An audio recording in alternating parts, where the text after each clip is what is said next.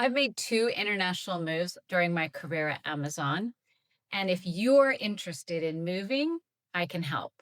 I moved twice, once from Seattle to London, and then the second time from London to Australia. And it did not happen by luck. It happened because I was proactive, I was strategic, and a little bit relentless with my goals.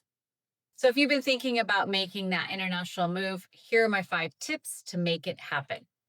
Number one, start with conversations, not job boards. Talk to people that are in your company who already live and work in your dream location, especially expats. Ask them what that transition was like, what the culture is like, and what they wish they knew before moving. Remember, you're not just moving roles, you're in changing your entire life. Know what you're signing up for. Number two, make friends with your recruitment and talent team. Reach out to your internal teams that are in those dream locations and ask for introductions to local leaders that are in your function or your dream teams or roles. Introduce yourself. Be really clear on what you're looking for, what role you'd like, and why you want to move overseas. Being visible really matters. So when that role is available, they will think of you because they will remember that interaction. The next is write a killer about me blurb. And don't just ask people if they have open roles. You can Google that.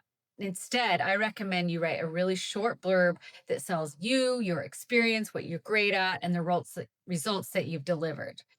I did this, and I would then send it with a short email that says, look, here's who I am, what I can bring, and why I'm excited about moving overseas for this potential role. Make it really easy for them to want to talk to you, even if they weren't hiring at the moment.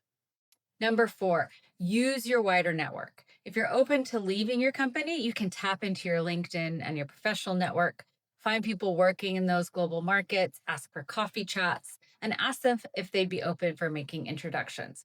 This is about building relationships and not about applying cold. Number five, most importantly, is you need to do your visa homework. Find out what work visa options exist. Can you get one without needing your employer to sponsor you? If so, that makes you way more appealing to a hiring manager because it removes one huge barrier.